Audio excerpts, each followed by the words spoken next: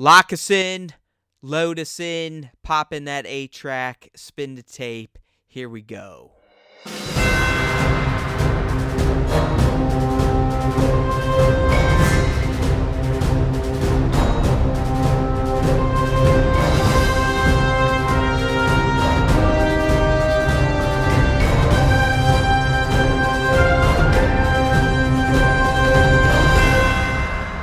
Hey now everyone, welcome back to a brand new episode of the Star Wars Time Show. It's Matt.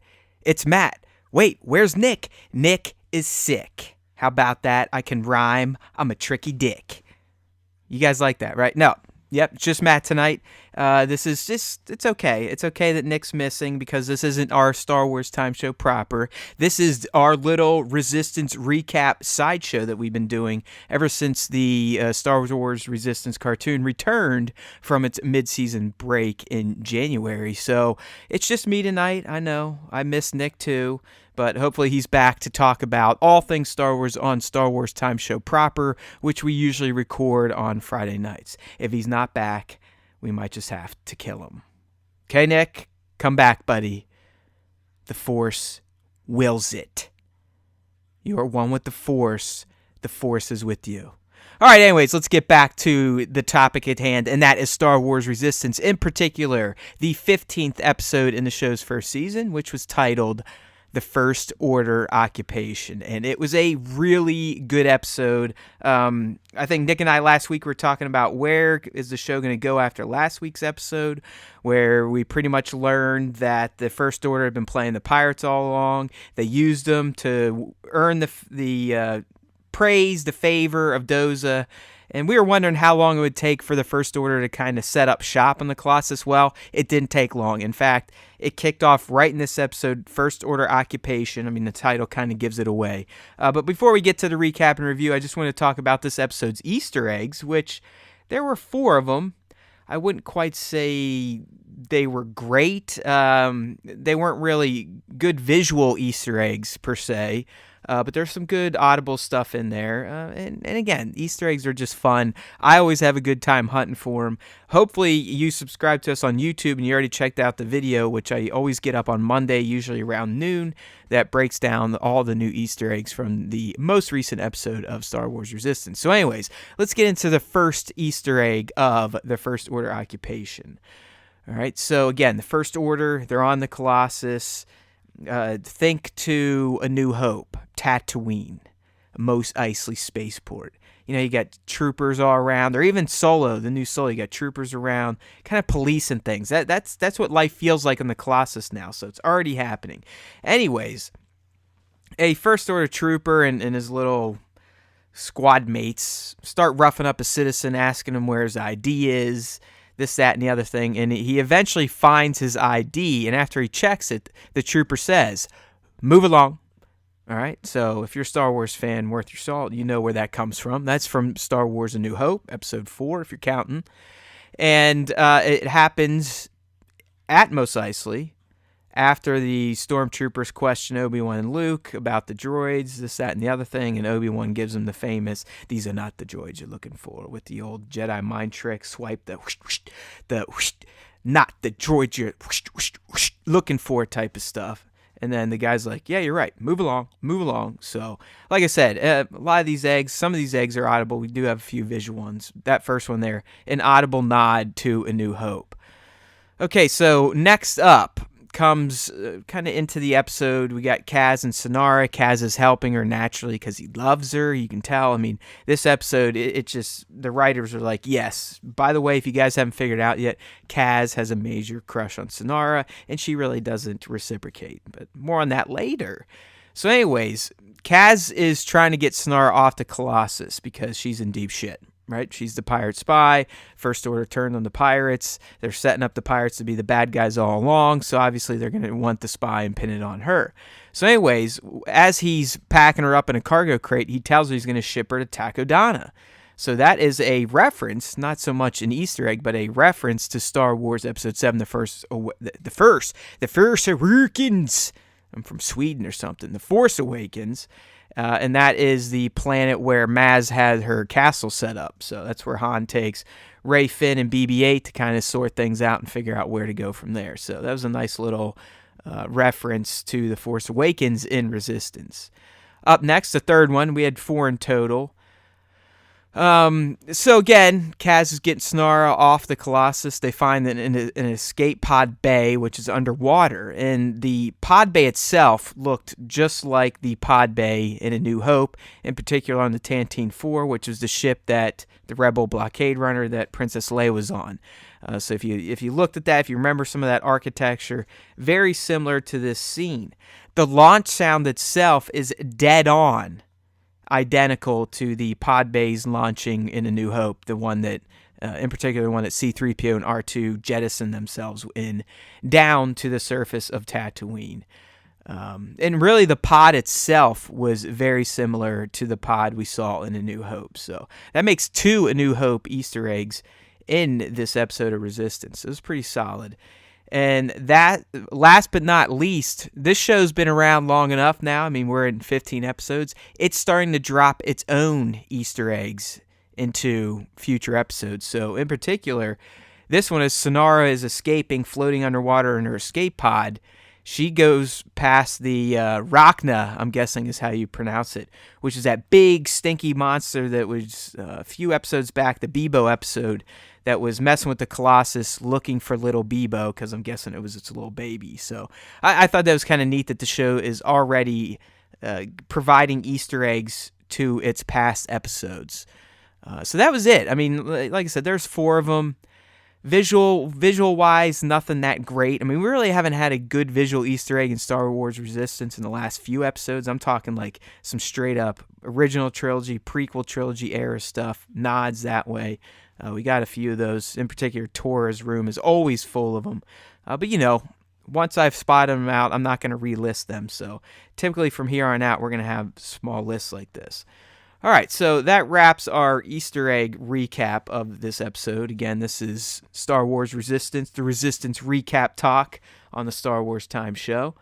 And now we're going to move into the recap and review part. Try to make this as quick as possible because I kind of already did this on Monday with the video. But we appreciate those of you that just like to listen. Hopefully you are coming back and you're finding some value in this podcast, the StarWarsTime.net website. We do it for you. We love Star Wars. Hopefully you love it too. And if you don't, go fuck yourself. No, I'm just kidding. Excuse the language. Sometimes I get excited. So anyways, let's just kind of recap, review at the same time. So like I said, I'm a big fan of this episode. I don't know if it was as good as the last one, but it was definitely a nice action-packed, had a nice flow to it. The beats were like bang, bang, bang, pow type of stuff. So anyways, like I said, it picks up almost immediately after last week's episode. The First Order is fully entrenched on the Colossus now. They definitely have security details roaming everywhere. And they are looking for the pirate spy, again, because they set it all up. This has all been orchestrated behind the scenes. Kind of brilliant on their part, again. Last week, I believe, I compared the First Order, or the masterminds of it. They're very Palpatine-ish in terms of the long game they're willing to play. So anyways, Sonara's trying to get off the station because she knows she's screwed. She's the pirate spy. If she gets caught, she's toast. Kaz kind of knows that too. So as he gets kind of shaken down by the First Order, because lo and behold, Kaz is also a person of interest, not because of his First Order spying, but because he was with Sonara. He was seen around the locations where Tora was abducted, so he's kind of mixed up. So anyways, as he's getting shaken down by the First Order, who is kind of just going around bullying people. I mean, they're very imperial feeling at this point. And Kaz is trying to point that out to everybody. He's like, listen, people, I know you guys kind of like the security feel these guys bring. They make you feel safe, secure from the pirates. But is it worth giving up the life we had on the Colossus? And you can see at the beginning, a lot of people are like, oh, yeah, this is great. And as the episode plays out, as the First Order gets a little more aggressive with their security detail, the same people that were all, yeah, First Order, start to be like, boo, this sucks. So I kind of liked that flow of this episode. Anyways, as Kaz is getting shaken down, he learns that they're looking for a pirate spy, so naturally he wants to go help Sonara. And really the cool thing about that, and the cool thing about Kaz, and why I'm really starting to dig this guy as a Star Wars hero, is that he knows Sonara is lying to him, knows that she's a pirate, but he still wants to help her because he does see the good in her. He knows there's some good in her. I mean, we know there's good in her. And I'm still... It's played out a little bit differently than I thought, but I still think Sonara is going to return. She'll be back. We'll get there. She does end up leaving by the end of this episode. But I still believe in my speculations from a few episodes back that Sonara will ultimately either join Kaz's side, the good guy side, or end up sacrificing herself to try to help Kaz, Tora, and the like. But, I could be wrong. Anyways. So, moving on. So, anyways, First Order, they're done shaking down Kaz. Yeager's like, dude, just hang low.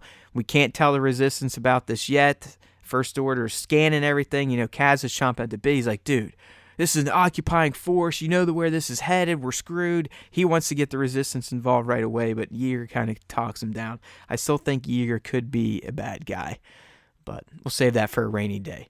So anyways, long story short, Kaz ultimately ends up down at Sonara's salvage yard, and he sees the First Order's looking for her, so he kind of distracts them. She gets away. And then ultimately, he finally is able to kind of corner her in a very Kaz way. And if you watch the show, you know what I mean. It's very klutzy, not efficient, not romantic way. He lets her know that he knows she's a pirate. He uses a food analogy, to be exact. It was great. Like I said, vintage Kaz. But he also lets her know that he wants to help her. So that's where they get to the point where Kaz is wheeling her off. Again, the First Order is always like a step behind, running these two down. So like I said, this episode had some great levels of tension to it. Those were those beat things, the beat, bang, bing, pow. It really moved. It was like bang, bang, we got to beat.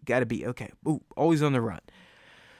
All right, so they ultimately get to some ships. Kaz gets Sonara onto the ships.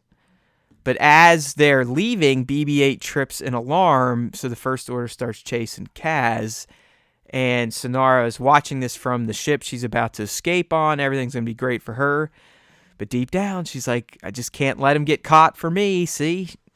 She may not love Kaz, but she definitely has a good side, as he kind of insinuated. So, anyways, Kaz and BB-8, they get cornered. Sonara comes around, saves them. That was fantastic. I do like the dynamic between Kaz and Sonara, and maybe one day they will hook up. You never know. I guess I'll push for it. I'll push for that romance. We'll call it Kazara. Kazara. Go ahead. Hashtag it. Hashtag Kazara. So anyways, now they're screwed. The transport ships are gone. She has no way to get off. So who do they turn to? None other than Niku. Yes, one of the most trusted people on the stage. Now, I love this. I loved how the writers set this up. If you know Niku, he takes everything literally. He's very much like Drax from Guardians of the Galaxy. So when they went to him to pull off some sort of secret mission to get Sonara off the Colossus, it was a pretty funny exchange. But believe it or not, Niku ultimately got what they were trying to do, and he helped them escape. He's the one that told them about the escape pods under the water that I was talking about during the Easter egg section. So, once Niku lets them know about that, the First Order still, like I said, right on their heels. Niku and BB-8 distract them. Kaz and Sonara get down to the escape pods, and he's going to, you can tell Kaz wanted to make his move, at least let her know how he felt. He can't do it. He's a klutz. We know this. He turns into like a mush mouth around Sonara, gets her into an escape pod, and she gets herself out of there. So Sonara safely gets off the Colossus, even though the First Order was hot on her trail, in pursuit the entire episode, courtesy of Kaz, but they really worked together.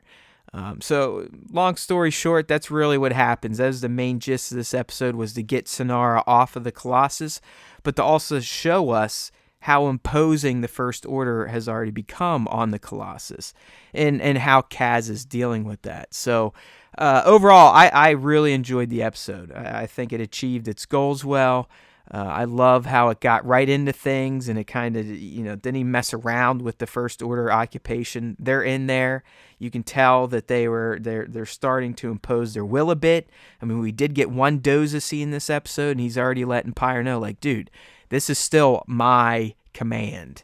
Tell your dudes to chill. They're a peacekeeping force.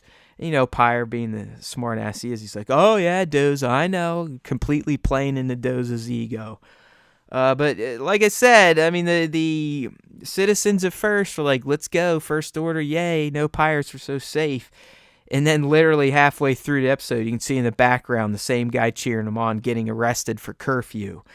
This little dude with a big yellow fuzzy head, they took like his floor cleaner for some reason. So they're just being dicks. You can just tell they're an occupying force. They're there to oppress.